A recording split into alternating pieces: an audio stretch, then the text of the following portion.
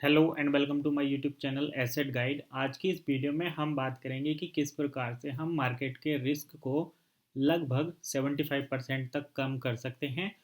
और ये सभी जो इन्फॉर्मेशन हम यहाँ पर देखेंगे वो एप्लीकेबल है क्रिप्टो मार्केट में, स्टॉक मार्केट में और फॉरेक्स मार्केट, यानी कि तीनों को आप यहाँ पर तीनों से रिलेट कर सकते हैं। अगर आप इन तीनों में से किसी भी मार्केट में काम करते हैं या फिर करने की सोच रहे हैं या फिर आप सीख रहे हैं, तब ये वीडियो आपके लिए काफ़ी ज़्यादा हेल्पफुल होने वाली है। तो वीडियो को ध्यान से देखिए और इसकी बारीकियों को समझने की कोशिश करिए ताकि आप मैक्सिमम रिटर्न यहाँ से ले पाएँ और अपने जो लॉस है उसको 90% तक कम कर पाएँ। तो चलिए वीडियो शुरू करते हैं और देखते हैं कि किस तरीके से हम अपने मार्केट रिस्क को लगभग 75% तक कम कर सकते हैं। तो यहाँ पर हमने 6 पॉइंट कवर किए हैं। इन 6 पॉइंट्स को हम एक एक करके समझेंगे। तो सबसे पहले हमारा पॉइंट है डेयर टू बुक लॉस। जब भी हम क्रिप्टो करेंसी ट्रेडिंग या स्टॉक ट्रेडिंग शुरू करते हैं तो वहाँ पर यदि हमें प्रॉफिट होता है, मान लीजिए कि आपने 1 लाख रुपए के स्टॉक खरीदे या फिर आपने 1 लाख रुपए के कोई क्रिप्टो करेंसी खरीदा, चाहे वो आप बिटकॉइन ही खरीद लें। तो आपने 1 लाख रुपए का बिटकॉइन खरीदा और जैसे ही आपके 1,10,000 रुपये होते हैं तब आप उसका एकदम से प्रॉफिट बुक कर लेते हैं, जो कि एक बैड प्रैक्टिस मानी जाती है।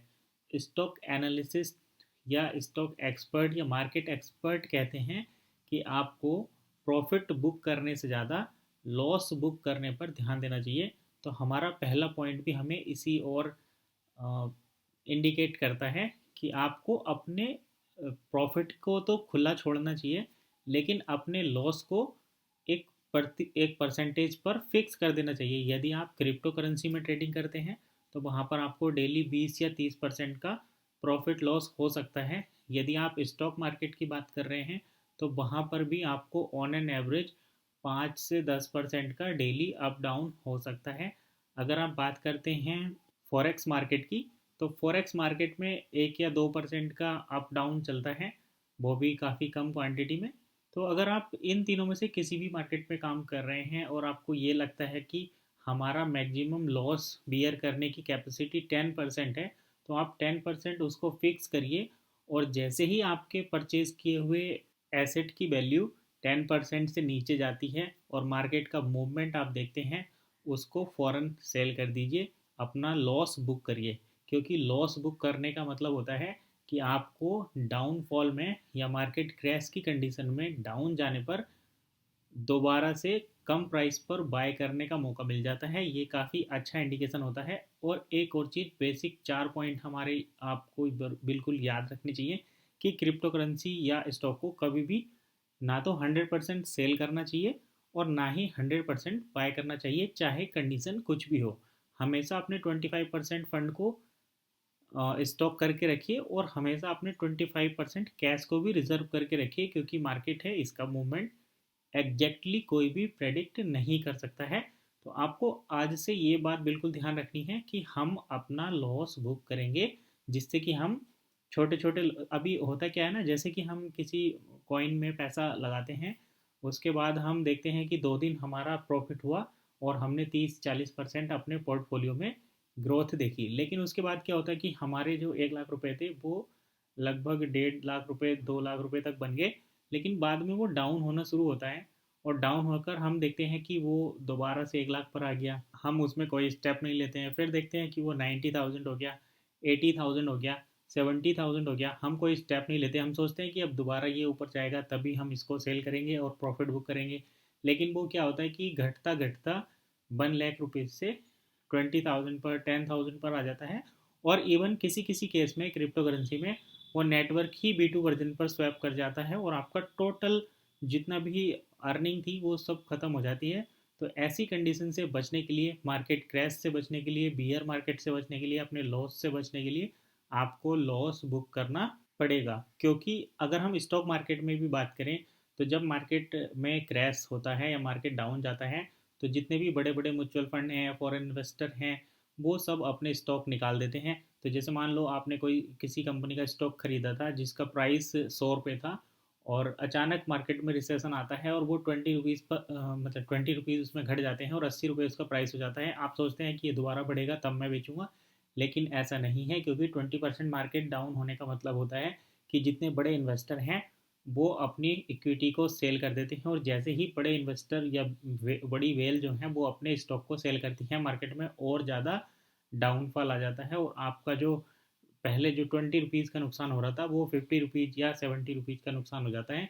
तो इस प्रकार के बड़े नुकसान से बचने के लिए आपको अपना लॉस बुक करना सीखना होगा। अपना लॉस बुक करने का एक कंप्लीट प्लानिंग करनी होगी, एक स्ट्रेटेजी बनानी होगी कि मैं 20% से ज़्यादा लॉस को एक्सेप्ट नहीं करूँगा। जैसे ही मुझे 20% लॉस आएगा मैं अपनी इक्विटी को सेल कर दूंगा। तो अब हम चलते हैं अपने दूसरे पॉइंट की तरफ। दूसरा हमारा पॉइंट है ignore research for equity. Equity या एसेट यहाँ पर हम ले सकते हैं। तो कभी कभी क्या होता है कि हम किसी कंपनी के बारे में रिसर्च नहीं करते, और उसका मेन रीज़न ये हो सकता है कि उसके इक्विटी की वैल्यू बहुत कम है, तो ऐसी कंडीशन में हम रिसर्च नहीं करते। दूसरा हम देखते हैं अगर कोई नया कॉइन लॉन्च हुआ है, उसका प्राइस कम है, तो हम देखेंगे कि बिटकॉइन इतना ज़्यादा ऊपर पहुंच गया है तो इस कॉइन का प्राइस भी इतना ज़्यादा बढ़ेगा। तो उस कंडीशन में भी हम रिसर्च नहीं करते कि क्या जा रहा है, बस $20 की तो बात है, $20 का खरीद कर रख लेते हैं या $100 का खरीद कर रख लेते हैं। तो ऐसी कंडीशन में हमें बड़े लॉस हो जाते हैं। तो कभी भी अपना छोटे से छोटा अमाउंट निवेश करने से पहले रिसर्च ज़रूर कर लें। बिना रिसर्च के आपको, चाहे वो क्रिप्टो प्रोजेक्ट हो, चाहे वो आपका स्टॉक मार्केट हो, आपको बिना रिसर्च के किसी भी इक्विटी को बाय नहीं करना चाहिए, किसी भी कॉइन को बाय नहीं करना चाहिए। रिसर्च करने के लिए आप ये चेक कर सकते हैं कि उस प्रोजेक्ट के पीछे कौन है, उस प्रोजेक्ट का विज़न क्या है, और वो किस तरीके से मार्केट में काम कर रहे हैं, मार्केट में उस प्रोडक्ट की, उस विजन की, उस कंसेप्ट की डिमांड क्या है। तो लॉन्ग टर्म में आप ये सारी चीज़ें सोचेंगे और उसके बाद आप अगर उसमें निवेश करेंगे तो आपको डेफिनेटली प्रॉफिट ही होगा, नुकसान होने के चांस नहीं रहेंगे, आपका नुकसान जो है घट जाएगा। तीसरा हम पॉइंट यहाँ पर लेते हैं। तीसरा पॉइंट है डोंट ट्राई टू लर्न। तो मैंने मतलब बहुत सारे लोग क्या करते हैं कि किसी की बात सुनकर, किसी प्रीवियस एग्जाम्पल को देखकर, कि जैसे बिटकॉइन का प्राइस 2 लाख रुपए से बढ़कर 50 लाख हो गया, तो केवल इस कंसेप्ट के बेसिस पर वो मार्केट में पैसा डाल देते हैं। यहाँ पर हम अपने दूसरे पॉइंट की बात करेंगे कि रिसर्च जरूरी है। तो तीसरे जो पॉइंट है हमारा डोंट ट्राई टू लर्न। तो पीपल क्या करते हैं ना कि वो केवल मार्केट का ट्रेंड फॉलो करते हैं, बजाय इसकी उन्हें उस प्रोडक्ट के बारे में लर्न करना चाहिए कि ये प्रोजेक्ट कैसे काम कर रहा है। अगर आप किसी कंपनी की इक्विटी बाय करते हैं तो उसके बारे में आपको कंप्लीट रिसर्च करनी चाहिए कि ये किस तरीके से काम करेगी और इसकी फ्यूचर डिमांड क्या है। तो हमें सीखना चाहिए कि चीज़ें कैसे काम करती हैं, ना कि हमें मार्केट को ट्रेंड को फॉलो करना चाहिए कि भाई सब कर रहे हैं तो मैं भी कर लेता हूँ, या मेरे पास इतना फंड है तो मैं बस परचेज करके रख लेता हूँ, जो होगा देखा जाएगा। लेकिन ऐसा नहीं करना चाहिए, क्योंकि अपने फंड की पूरी रेस्पॉन्सिबिलिटी हमारी है। अगर हमें लॉस होता है तो वो हमारी ही रिसर्च का अभाव है, तभी हमें लॉस होता है। तो ऐसी कंडीशन से बचने के लिए हमें लर्न करना चाहिए, चीज़ों को सीखना चाहिए। चीज़ों को सीख कर ही हम उससे ज़्यादा आउटपुट ले सकते हैं। तो तीसरा पॉइंट आप ज़रूर ध्यान रखिए कि कुछ भी करने से पहले उसको सीखना समझना ज़रूरी है। चौथा पॉइंट है हमारा अवॉइड ग्रीडीनेस। ग्रीडीनेस होती है कि बस मुझे लग रहा है कि ये कॉइन बढ़ेगा तो मैं उसे ख़रीद लेता हूँ, या फिर मुझे ये ख़रीदना है तो ख़रीदना है, या फिर हम देखते हैं कि इसका प्राइस बड़ा कम है तो हमें ये ख़रीदना ही चाहिए। ऐसा नहीं है, क्योंकि इसमें मैक्सिमम स्कैम होते हैं। तो आपको अपनी ग्रीडीनेस ख़त्म करनी चाहिए। अगर आपके पास एक्स्ट्रा $10, $20, $100 का फंड है तो उसे आप ऐसे ही किसी के हाथों में मत दीजिए। उसको अच्छे से ऑर्गेनाइज तरीके से रिसर्च करके, डिसिप्लिन करके और सिस्टमेटिक तरीके से उसमें एक प्लानिंग के थ्रू इन्वेस्ट करिए। अपनी जो ग्रीडीनेस है उसको आपको अवॉइड करना है। अगला पॉइंट हम लेते हैं। हमारा अगला पांचवा पॉइंट है वेट फॉर राइट टाइम। देखिए कभी कभी क्या होता है कि हम अगर स्टॉक में ही इसका एग्जांपल लेते हैं, अगर आपको कोई स्टॉक परचेज करना है और आपका मेन टारगेट है कि मुझे ऐसे स्टॉक बाय करने हैं जो ज़्यादा डिविडेंड देते हैं, तो ऐसी कंडीशन में डिविडेंड के बारे में तो सोचते हैं लेकिन ये नहीं देखते कि इसका प्राइस किस तरीके से मूव कर रहा है मार्केट में, इस समय क्या कंडीशन है। यानी कि आज हमें ये कॉइन परचेज करना चाहिए या नहीं करना चाहिए। मान लीजिए कि एक कॉइन है जिसका जो मार्केट प्राइस है वो 100 रुपीज़ है और वो 10% डिविडेंड देता है अपनी फेस वैल्यू पे, और उसका फेस वैल्यू 10 रुपये है। तो 10 रुपये का मतलब हो गया आप 100 रुपये का खरीदेंगे और आपको वहाँ पे अगर 10% यानी कि 1 रुपये डिविडेंड मिलेगा। लेकिन होता क्या है कि हम उसको खरीद ही 12-15 रुपये पे लेते हैं तो हमारा वो जो 1 या 2 साल में हमें मिलने वाला डिविडेंड है वो हमने ओवर प्राइस पर ख़रीदने की वजह से उसको यूजलेस कर दिया। यानी कि आपको जो डिविडेंड मिलेगा वो आपने पहले ही उसमें उतना ज़्यादा पैसा डाल दिया है। तो हमेशा इस चीज़ का भी, इस ट्रेंड का भी ध्यान रखना चाहिए कि ये जो कॉइन है आज इस रेट पर है और नॉर्मली ये इस रेट तक जाता है, तो हमें उसका जो मिनिमम सपोर्ट रहती है, डाउन सपोर्ट जो रहती है, वहाँ पर जाकर उसको बाय करना चाहिए। और इसके लिए अगर हमें वेट करना है, 1-2 दिन वेट करना भी पड़ता है, तो हमें वेट करना चाहिए। ये नहीं कि बस इसको हाई प्राइस पर परचेज़ कर लिया और बस डिविडेंड का हम इंतज़ार कर रहे हैं, तो ऐसा नहीं करना चाहिए। हमें जो है कॉइन के मूवमेंट को ट्रैक करके उसका बाइंग का राइट टाइम क्या है, वो इंट्रिंसिक वैल्यू पर है या नहीं है, ये चीज़ें रिसर्च करने के बाद ही हमें उसको परचेज़ करना चाहिए और आगे बढ़ना चाहिए। तो ये था हमारा लास्ट पॉइंट।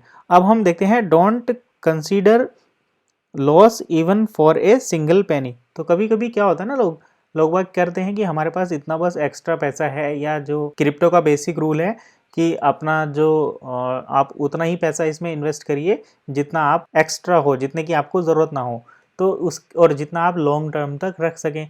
तो ऐसी कंडीशन में कुछ लोग क्या करते हैं कि मुझे अपनी जो मंथली इनकम है उसका 10% या 20% अपनी सैलरी से निकालते हैं और उसको बस करते हैं कि इसे बस मुझे निवेश करना है, और उसको ऐसे ही निवेश कर देते हैं, प्रॉपर उसकी रिसर्च नहीं करते। तो ऐसी कंडीशन में भी हमें काफ़ी लॉस जो है वो झेलने पड़ते हैं। तो हमें क्या है ना, अपना एक छोटे से छोटा जो पेनी है, छोटे से छोटा कॉइन है, उसको बचाने की कोशिश करनी चाहिए, क्योंकि आपका 1 रुपया आने वाले टाइम में 1 लाख रुपए, 1 करोड़ रुपए तक भी हो सकता है अगर आप क्रिप्टो की बात करें। और स्टॉक में भी अगर आप 1 रुपये के किसी एक शेयर से 1 लाख रुपए भी बना सकते हैं।